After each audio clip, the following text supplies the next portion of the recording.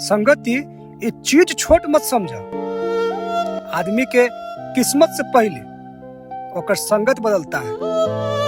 अगर रोज शेर के साथ बैठबो तो हिम्मत आ जाए, लेकिन अगर रोज डरपोक लोग के बीच रहबो तो सपना देखे से भी डर लगी। भाई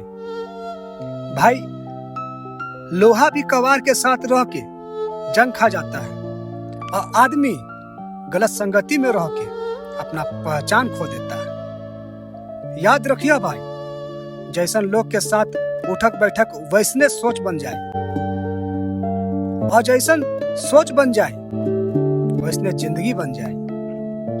इसलिए दोस्ती दिल से नहीं, सोच देख कर करी। काहे कि संगति या तो राजा बना देला या जीवन भर पछतावे में छोड़ देला। बाकी फैसला तुहार बा भाई।